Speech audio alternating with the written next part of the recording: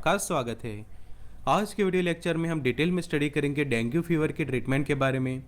तो हम सीखेंगे डेंगू फीवर होने के कारण क्या होते हैं, कौन से लक्षण डेवलप होते हैं और किस तरह से हम ये कंडीशन का उपाय कर सकते हैं, कैसे इलाज हो सकता है। तो सीखते हैं डिटेल में डेंगू फीवर के बारे में। तो अब समझते हैं डेंगू फीवर के बारे में।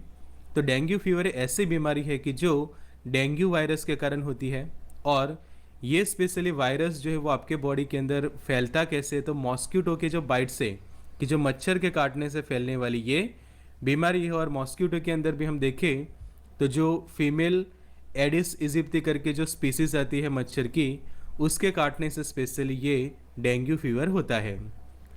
आगे जाने तो ये फीवर को बॉन ब्रोकन फीवर भी कहा जाता है, मतलब कि हड्डी तोड़ बुखार भी उसको कहा जाता है। उसका कारण ये है कि जब किसी को डेंगू फीवर होता है तो उसके हड्डियों में उसको काफ़ी पेन होता है, जिसके कारण ऐसा फील होता है कि जैसे हमारी हड्डियाँ फ्रैक्चर हुई है, ऐसा जो है वो पर्सन फील करता है। मतलब कि जैसे बॉन ब्रोक हो जाते हैं, हड्डी या टूट जाती है, और उस वक्त जिस तरह से हमें पेन होता है, दर्द होता है, ऐसा पर्सन फील करता है डेंगू फीवर के दौरान। आगे जानते हैं डेंगू फीवर होने के कारण क्या होते हैं। तो डेंगू फीवर जो है वो स्पेशली डेंगू वायरस के कारण होता है, और ये वायरस आपके बॉडी के अंदर फैलता है मच्छर के काटने से, कि जो मॉस्किटो बाइट कहा जाता है। कि यहाँ पे आप देखो कि ये एडिस इजिप्टी करके समझो कि मच्छर की जो स्पीसीज है वो आपको जो है वो काटती है, तो उसके कारण डेंगू वायरस जो है वो आपकी बॉडी के अंदर फैल सकता है, और इस तरह से आप जो है वो ये बीमारी से संक्रमित हो सकते हैं। तो स्पेशली ये बीमारी एक ही रीज़न से फैलती है, वो है मच्छर के काटने से, और उसमें भी जो मच्छर की जो स्पीसीज है एडिस इजिप्टी, उसके काटने से आपको ये बीमारी होती है। अब जानते हैं उसके सिम्टम्स क्या होते हैं। जब किसी को डेंगू होता है तो कौन से सिम्टम्स उसकी बॉडी में डेवलप होते हैं। तो सबसे पहले उसको सर दर्द होगा, हेडेक होगा काफ़ी, साथों साथ जो बुखार आता है वो काफ़ी तेज बुखार होता है, और वो आप मेज़र करो तो 104 डिग्री जितना फीवर होता है पर्सन को, या फिर उससे भी ज़्यादा फीवर हो सकता है। फिर लॉस ऑफ एपेटाइट, मतलब कि भूख कम हो सकती है आपकी, बॉडी एक, मतलब कि आपको बदन दर्द हो सकता है, डायरिया हो जाता है कुछ केसेस के अंदर, उल्टी होती है, थकान महसूस करते हैं, और आँखों में दर्द होता है। तो ये प्राइमरी सिम्टम्स डेवलप होते हैं डेंगू बुखार के दौरान। कुछ दूसरे सिम्टम्स हम देखें तो नी पेन, मतलब कि घुटनों का आपको दर्द हो सकता है, हड्डियों में दर्द हो सकता है, लिथार्जी, मतलब कि आपको सुस्ती आ जाएगी बॉडी के अंदर, नाक से खून आ सकता है, और शरीर में लाल धब्बे। कि यहाँ पे आप ये डायग्राम में देखो तो स्किन के ऊपर जिस तरह से रेड स्पॉट हमें देखने को मिल रहे हैं, लाल धब्बे देखने को मिलते हैं, ये सिम्टम्स डेवलप होते हैं कि जब आपको डेंगू फीवर होता है। आगे जानते हैं उसके कॉम्प्लिकेशंस के। अगर आपको डेंगू फीवर होता है तो उसके कारण कौन से कॉम्प्लिकेशंस हो सकते हैं। तो आपके बॉडी के अंदर जो प्लेटलेट काउंट है वो कम हो सकते हैं, कि जिसको मेडिकल टर्म्स के अंदर थ्रोम्बोसाइटोपेनिया कहा जाता है। दूसरी कंडीशन हम देखें तो ब्लीडिंग हो सकती है, कि थ्रोम्बोसाइटोपेनिया जी की जो कंडीशन होती है उसमें हमारे ब्लड के अंदर जो प्लेटलेट्स होते हैं वो कम हो जाते हैं, और प्लेटलेट्स का काम होता है ब्लीडिंग को रोकना। तो अगर प्लेटलेट्स कम हो जाएंगे तो आपको ब्लीडिंग हो सकती है। फिर आपका ब्लड प्रेशर जो है वो कम हो सकता है, कि लो ब्लड प्रेशर पर्सन जो है फील करता है। सीवियर वीकनेस, मतलब कि बहुत ज़्यादा वीकनेस आ जाती है आपकी बॉडी के अंदर, कई बार प्लेटलेट कम हो जाने के कारण या फिर ब्लड प्रेशर काफ़ी कम हो जाने के कारण पेशेंट कोमा में भी जा सकते हैं, और प्रॉपर ट्रीटमेंट ना मिलने पर उसकी डेथ भी हो सकती है। तो ये सब कुछ कॉम्प्लिकेशंस डेवलप हो सकते हैं डेंगू फीवर के दौरान। प्रिवेंशन की हम बात करें तो स्पेशली आपको जो है वो मॉस्किटो कंट्रोल खास करना है। तो उसके लिए जो गवर्नमेंट फॉगिंग वगैरह भी कर सकती है आपके एरिया के अंदर, कि जिससे मच्छर जो है वो कम हो जाए। दूसरा, आप भी खुद से जो मॉस्किटो रिपेलेंट्स वगैरह आते हैं वो आप यूज़ कर सकते हैं, कि मच्छर को दूर करने की जो अगरबत्ती वगैरह आती है, मच्छर मारने के लिए जो अलग अलग तरीके हम यूज़ करते हैं, रिपेलेंट्स वगैरह यूज़ करते हैं, कॉइल वगैरह यूज़ करते हैं, वो आप यूज़ कर सकते हैं। फिर जो आप कपड़े पहनते हैं वो ऐसे कपड़े पहने कि आपके हाथ और पैर जो है वो अच्छे से ढक जाए। फिर मॉस्किटो नेट का भी आप यूज़ कर सकते हैं, कि जिसको मच्छरदानी हम कहते हैं, उसको आप यूज़ कर सकते हैं। और ऐसी जगह है कि जहाँ पे पानी भरा रहता है और वहाँ पे मच्छर डेवलप हो सकते हैं, तो वो सब अच्छे से क्लीन रखना चाहिए। तो एक सबसे इम्पोर्टेंट है कि जितना आप क्लीनलीनेस फॉलो करेंगे तितने मच्छर जो है वो कम होंगे, और उससे आप ये डेंगू से बच सकते हैं। साथों साथ आप जो है वो मॉस्किटो नेट खास यूज़ करें कि जिससे मच्छर काटने से आप बच सकते हैं। और कपड़े भी आप ऐसे पहने कि जिससे आपका बॉडी अच्छे से कवर हो। और मॉस्किटो रिपेलेंट्स को जो यूज़ करना चाहिए, बिकॉज जो कहा जाता है कि prevention is better than cure, कि अगर हम प्रिवेंशन रखेंगे तो ट्रीटमेंट से वो काफ़ी बेटर रहता है। अब जानते हैं कि अगर आपको सिम्टम्स है तो उसका डायग्नोसिस कैसे होगा। तो डायग्नोसिस तुरंत करवा लेना चाहिए, कि जिसके लिए सबसे पहले ब्लड टेस्ट करा लेना चाहिए, कि जिससे कंफर्म हो जाए कि आपको डेंगू वगैरह है। फिर मेडिकल हिस्ट्री आप बता सकते हैं आपके हेल्थ केयर प्रोवाइडर्स को, और डिसीज कंडीशंस के बेसिस के ऊपर डायग्नोसिस हो जाता है डेंगू फीवर के दौरान। आगे बात करें हम उसके ट्रीटमेंट की, तो ट्रीटमेंट के दौरान पर्सन को बहुत सारा पानी पीना चाहिए। ड्रिंक प्लेंटी ऑफ फ्लूइड, बहुत ही पानी पीजिए आपकी जब आपको डेंगू फीवर जो है आपका पॉजिटिव आता है। सेकंड, पैरासीटामोल यूज़ करें, बिकॉज ये बुखार में आप कोई भी एंटीबायोटिक ना लें, स्पेशली सिर्फ और सिर्फ पैरासीटामोल का यूज़ करें। तीसरा, ब्लड प्रेशर को रेगुलर मॉनिटरिंग करना चाहिए। चौथी बात करें तो प्लेटलेट काउंट भी मॉनिटर करना चाहिए साथों साथ। अगर ज़रूरत पड़ने पर सपोर्टिव केयर देनी चाहिए हॉस्पिटल के अंदर पेशेंट को। छठा ऑप्शन देखें तो अगर उसको डिहाइड्रेशन जैसा फील होता है या फिर इलेक्ट्रोलाइट उसके बॉडी के अंदर कम हो रहे हैं तो आप उसको ORS दे सकते हैं, या फिर इंट्रावेनस फ्लूइड से भी आप उसके ट्रीटमेंट कर सकते हैं। और सातवां ऑप्शन रहता है कि अगर ब्लड लॉस हो जाता है तो उस वक्त पेशेंट को जो है वो ब्लड ट्रांसफ्यूज़न जो है वो किया जाता है। तो शुरू से सीखते हैं डिटेल में। तो पानी क्यों पीना है बहुत ज़्यादा, तो डेंगू के दौरान जो है वो हाइड्रेटेड रहना ज़रूरी है, बिकॉज अगर जो डिहाइड्रेशन हो गया तो पेशेंट की कंडीशन और ज़्यादा ख़राब हो सकती है। बिकॉज यहाँ पे पेशेंट को नॉजिया वॉमिटिंग भी हो सकती है, डायरिया मतलब कि दस्त हो सकते हैं। तो उस दौरान उसकी बॉडी में से वाटर लॉस हो सकता है। तो प्रॉपर पेशेंट को जो है वो हाइड्रेटेड रखना है, और उसको खास एडवाइस देनी है कि पानी जो है वो अच्छे से ले, और साथों साथ डिहाइड्रेशन को जो है वो प्रिवेंट करें। तो डेंगू के दौरान पेशेंट को जो है वो मिनिमम 5 से 7 लीटर जितना पानी जो है वो पर डे देना चाहिए, कि जिससे वो प्रॉपर हाइड्रेटेड रहे। और दूसरे खाने की हम बात करें तो जंक फूड वगैरह डाइट में ना लें, ऑयली खाना भी ज़्यादा नहीं लेना चाहिए, कि ऐसा आपको डाइट हेल्दी डाइट लेना चाहिए कि जिससे कंडीशन ज़्यादा ख़राब ना हो। सेकंड बात करें तो पैरासीटामोल लेनी चाहिए, कि अगर आपको बुखार होता है और बुखार काफ़ी 104 या 105 जितना रहता है फ़ारेनहीट के अंदर, तो पैरासीटामोल खास यूज़ करें, और वो भी प्लेन पैरासीटामोल।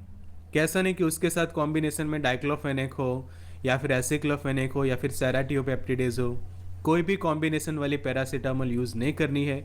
सिर्फ और सिर्फ प्लेन पैरासीटामोल, और वो भी ज़्यादा से ज़्यादा 500 मिलीग्राम के जो पैरासीटामोल आते हैं सिर्फ वो यूज़ करें, और सिर्फ उसके कंटेंट के अंदर पैरासीटामोल ही होना चाहिए। कोई दूसरे कॉम्बिनेशन यूज़ करने की ज़रूरत नहीं है, बिकॉज दूसरे जो non steroidal anti inflammatory drug है उनके कारण जो है वो क्या हो सकता है कि ब्लीडिंग जैसा हो सकता है। तो कभी भी एसिक्लोफेनेक भी यूज़ ना करें, डाइक्लोफेनेक यूज़ ना करें, एस्पिरिन भी यूज़ ना करें, आइबुप्रोफेन है और या फिर नेप्रोक्सिन्स जैसे मेडिकेशन को आप यूज़ ना करें। सिर्फ और सिर्फ पैरासीटामोल को ही यूज़ करें डेंगू फीवर के दौरान। तो इससे क्या होगा कि पैरासीटामोल की जो कैटेगरी के एनाल्जेसिक एंटीपायरेटिक के तौर पे काम करता है, तो ये आपका पेन है वो भी कम करेगी और साथों साथ फीवर भी कम करेगी, कि जिससे पेशेंट की कंडीशन जो है वो स्टेबल हो सकती है। तीसरा ऑप्शन देखें तो पेशेंट का जो ब्लड प्रेशर है वो रेगुलर मॉनिटर करना चाहिए। तो उसके लिए आप जो स्फिग्मोमेनोमीटर आता है वो भी यूज़ कर सकते हैं, या फिर जो ब्लड प्रेशर मॉनिटर के लिए जो डिजिटल इक्विपमेंट्स आते हैं वो भी यूज़ कर सके, जिससे आप पता लगा सके कि उसके जो ब्लड प्रेशर है वो जो नॉर्मल है कि 120/80 जो हम कहते हैं, और उसके जो हार्ट रेट या फिर उसके पल्स जो है वो एटलीस्ट 72 के आसपास रहे। तो वो आप खास ध्यान रखें कि प्रॉपर मॉनिटरिंग का ज़रूरी है ब्लड प्रेशर और साथों साथ हार्ट रेट का। फिर प्लेटलेट काउंट का भी मॉनिटरिंग काफ़ी ज़रूरी है, बिकॉज हमने शुरू में ही सीखा कि डेंगू बुखार के दौरान आपके प्लेटलेट्स कम हो सकते हैं। तो ज़रूरी है कि रेगुलरली प्लेटलेट काउंट भी मॉनिटर किया जाए। तो ब्लड टेस्ट से प्लेटलेट काउंट जो है वो आपको पता चल सकता है, तो वो खास कराते रहिए डेंगू बुखार के दौरान। पांचवा कि अगर पेशेंट को ज़रूरत पड़ती है और हॉस्पिटलाइज करने की ज़रूरत पड़ती है तो प्रॉपर सपोर्टिव केयर जो है उसको मिलनी चाहिए हॉस्पिटल के अंदर, की जिससे इसके जो सिम्टम्स है वो जल्दी से जल्दी हम कम कर सकें और पेशेंट जल्दी से जो है वो ठीक हो जाए। छठा ऑप्शन रहता है कि अगर डिहाइड्रेशन फील करता है पेशेंट या फिर उसको हाइड्रेटेड रखने की ज़रूरत है, उसका स्टेमिना मेंटेन करने की ज़रूरत है, तो आईवी फ्लूइड्स का ऑप्शन रहता है आपके पास कि जिसके अंदर नॉर्मल सलाइन भी आप लगा सकते हैं या फिर रिंगर लैक्टल का सॉल्यूशन भी पेशेंट को चढ़ाया जाता है। फिर आरएस की बोतल आप लगा सकते हैं, डेक्सट्रोज की जो ग्लूकोज हम कहते हैं वो भी लगा सकते हैं, D5LRS या फिर DNS। तो ये सभी ऑप्शंस रहते हैं, इनमें से कोई भी एक आईवी फ्लूइड जो है वो पेशेंट को लगा सकते हैं आप। सातवां ऑप्शन रहता है कि अगर खून की कमी हो जाती है और खून चढ़ाने की ज़रूरत है तो उस वक्त जो कोई प्रॉपर डोनर मिल जाता है तो डोनर के थ्रू आप जो है वो पेशेंट को प्लाज्मा या फिर ब्लड जो है वो ट्रांसफ्यूज़न कर सकते हैं। जैसे कि ब्लड आप लगा चढ़ा सकते हैं पेशेंट को, आरबीसीज जो आते हैं वो भी पेशेंट को इन्फ्यूज़ किए जा सकते हैं, फ्रेश जो फ्रोज़न प्लाज्मा होता है वो, और चौथा ऑप्शन रहता है प्लेटलेट ट्रांसमिशन का। तो ये ब्लड लॉस होता है तो उसको पूरा करने के लिए ट्रांसफ्यूज़न का आपके पास ऑप्शन रहता है। अब एक सवाल ये आता है कि अगर उसके प्लेटलेट कम हो गए तो क्या करेंगे, कि बहुत सारे केसेस ऐसे देखने को मिलते हैं कि डेंगू बुखार के दौरान प्लेटलेट्स कम हो ही जाते हैं, तो प्रॉपर मेडिकेशंस की ज़रूरत है और साथ साथ होम रेमेडीज़ की ज़रूरत होती है। बिकॉज जो नॉर्मल प्लेटलेट्स काउंट होते हैं कि उसके कंपेयर में आप यहाँ पे नीचे वाले डायग्राम में देखो तो सिर्फ आपको 1, 2 और ये 3 ही प्लेटलेट्स दिखाई देने को मिलेंगे, कि जहाँ पे ये वाले में बहुत सारे प्लेटलेट्स देखने को मिलते हैं। तो प्लेटलेट्स कम हो जाने के कारण ब्लीडिंग हो सकती है, ब्लड लॉस हो सकता है पेशेंट का, तो ज़रूरी है कि आप उसके प्लेटलेट काउंट को मेंटेन रखें। तो उसके लिए जो हमने अभी सीखा था कि होम रेमेडीज़ आप दे सकते हैं पेशेंट को, ब्लड या फिर प्लेटलेट ट्रांसफ्यूज़न करा सकते हैं, जो मेडिसिन आती है, हर्बल्स आते हैं, होम्योपैथी, प्लाज्मा एक्सचेंज, सर्जरी, ये सभी ऑप्शंस रहते हैं प्लेटलेट काउंट को फिर से नॉर्मल करने के लिए। तो होम रेमेडीज़ के अंदर आप जो है वो पेशेंट को डेंगू फीवर के दौरान जो सलाड्स वगैरह आप समझो कि देते, तो उसमें आप चुकंदर दे सकते हैं, कि बीट रूट का उसको सलाड बना कर दीजिए, कि जिससे उसके platelet count as well as जो ब्लड है उसके अंदर हीमोग्लोबिन का भी लेवल अच्छे से रहे। पपीते का लीफ जो होता है, कि पपाया लीफ जो कहा जाता है, उसको उबाल के उसका जो काढ़ा बना के भी पेशेंट को दे सकते हैं। आंवला दे सकते हैं उसको, फिर जो कीवी फ्रूट आता है वो दे सकते हैं आप उसको खाने में डाइट के अंदर। फिर गाजर जो है और नारियल पानी और बकरी का दूध, तो ये सभी ऑप्शंस रहते हैं उसके पास। तो इनमें से आप कोई भी आपको सूटेबल हो वो होम रेमेडीज़ आप कर सकते हैं। फिर ज़रूरत पड़ने पर जो प्लेटलेट्स डायरेक्टली पेशेंट को चढ़ाए जाते हैं, कि प्लेटलेट ट्रांसफ्यूजन्स की जो हमने अभी बात की, कि अगर प्लेटलेट बहुत ही कम हो जाते तो उस वक्त आपके पास ये प्लेटलेट ट्रांसफ्यूजन्स का ऑप्शन रहता है, कि जिससे पेशेंट का इलाज हो सके। मेडिकेशंस की हम बात करें तो डॉप्टेलेट की जो एवाट्रोम्बोपैग करके टैबलेट्स आते हैं, रोमीप्लास्टिन के इंजेक्शन, कॉर्टिकोस्टेरॉइड है, एल्ट्रोम्बोपैग है, इम्यूनोग्लोबुलिन्स वगैरह के ऑप्शन रहते हैं, जिसके अंदर आप देखो तो रोमीप्लास्टिन का जो पाउडर आता है वाटर फॉर इंजेक्शंस के साथ, कि जो 250 माइक्रोग्राम के स्ट्रेंथ में रहता है 0.5 ml में, तो ये इंजेक्शन पेशेंट को सब क्यूटेनियसली लगाए जाते हैं कि अगर उसके प्लेटलेट्स कम हो जाते हैं डेंगू के दौरान। या फिर डॉप्लेलेट के जो टैबलेट्स आते हैं वो भी पेशेंट को जो वो प्रिस्क्राइब किए जाते हैं, कि जो स्पेशली 5 दिन का कोर्स रहता है, कि यहाँ पे आप देखो डे 1 पे पेशेंट जो है वो 3 टैबलेट लेता है, और वो इस तरह से रहता है कि 1-1-1 प्रॉपर 8 आवर के टाइम डिफरेंस पे ये पेशेंट ये मेडिकेशंस लेता है, और ये 5 दिन तक लेता है। कि टोटल यहाँ पे आप देखो 15 टैबलेट्स दी गई है, और डे वाइज प्रॉपर उसके ऊपर लेबलिंग भी किया हुआ है।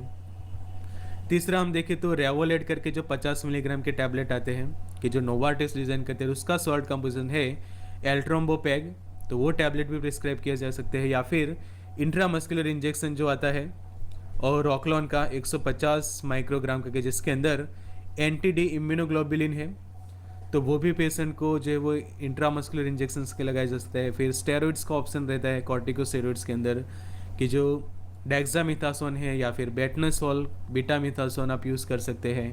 हर्बल्स की हम बात करें तो कैरीपिल टैबलेट जो है वो स्टार्ट करनी चाहिए स्पेशली, कि इससे क्या होगा कि कैरी का पपाया लीफ एक्सट्रैक्ट के ये टैबलेट होते हैं, कि अगर पेशेंट पपीते के जो लीफ होते हैं उसके पत्ते होते हैं उसका काढ़ा नहीं पी सकता, तो उस वक्त आप उसको ये डायरेक्ट टैबलेट दे सकते हैं। या फिर प्लेटेंजा के भी टैबलेट आते हैं हिमालय के, वो भी दे सकते हैं, या फिर प्लेटिजन करके जो सिरप आता है वो भी आप दे सकते हैं कि जिसके अंदर स्पेशली पपाया लीफ के एक्सट्रैक्ट रहते हैं उसके अंदर। फिर गिलोय घनवटी भी आप पेशेंट को दे सकते हैं कि अगर उसके प्लेटलेट कम हो जाते हैं तो गिलोय घनवटी के बहुत सारे ऑप्शंस बन जाते हैं कि जो गिलोय होता है पतंजलि बनाता है, जंडू डाबर जैसे जो टॉप हर्बल मैन्युफैक्चर से वो उसको डिज़ाइन करते हैं। होम्योपैथिक में कैरिका पपाया के जो मदर टिंचर होम्योपैथी मेडिसिन भी अवेलेबल होती है। हेमामेलिस वर्जेनिका के भी ऑप्शंस रहते हैं, या फिर क्रोटेलस हॉरिडस। तो इसके जो ड्रॉप्स अवेलेबल होते हैं वो आप होम्योपैथिक डॉक्टर्स के सलाह के अकॉर्डिंग टू जो वो ले सकते हैं डेंगू बुखार के दौरान। छठा रहता है कि अगर ये सभी उपाय से प्लेटलेट्स जो है वो नॉर्मल नहीं हो रहे तो प्लाज्मा एक्सचेंज कर सकते हैं पेशेंट का, कि प्लाज्मा जो है वो कम्प्लीटली एक्सचेंज किया जाता है या फिर उसको प्रॉपर में रिमूव करके एक्सचेंज कर देते हैं। और सातवां ऑप्शन रहता है कि सर्जरी, कि कोई भी ऑप्शंस नहीं रहता तो उस वक्त पेशेंट का जो स्प्लीन होता है वो सर्जरी करके रिमूव कर देते, कि जिससे उसके स्प्लीन के थ्रू प्रोड्यूस होने वाले जो हमारे इम्यून सेल्स होते हैं वो प्लेटलेट काउंट को कम ना करें। बिकॉज क्या करते हैं कि जो हमारे इम्यून सिस्टम के जो सेल के जो स्प्लीन के थ्रू प्रोड्यूस होते हैं वो क्या करते हैं कि हमारे प्लेटलेट्स को फॉरेन मटेरियल समझ लेते हैं, मतलब कि उनको एंटीजन समझ लेते हैं और उनको डिस्ट्रॉय कर देते हैं। क्योंकि हमें पता है कि जब भी कोई एंटीजन बॉडी के अंदर एंटर होते हैं तो उसको किल करने के लिए हमारी बॉडी प्रॉपर एंटीबॉडीज़ जो है वो प्रोड्यूस करती है, और ये एंटीबॉडीज़ प्रोड्यूस होते हैं हमारे स्पेशली स्प्लीन में से। तो स्प्लीन क्या करेगी, अगर प्लेटलेट्स को वो एंटीजन समझ लेती है तो प्लेटलेट्स को डिस्ट्रॉय करना शुरू करेगी, और जिससे आपके प्लेटलेट्स काउंट जो है वो कंटिन्यूसली कम होते जाते हैं। तो आगे जाके पेशेंट कोमा में ना जाए, डेथ ना हो जाए, उसके लिए ज़रूरी है कि सर्जरी करके फिर उसके स्प्लीन रिमूव कर दिए जाते हैं, जिससे और ज़्यादा प्लेटलेट्स डैमेज ना हो।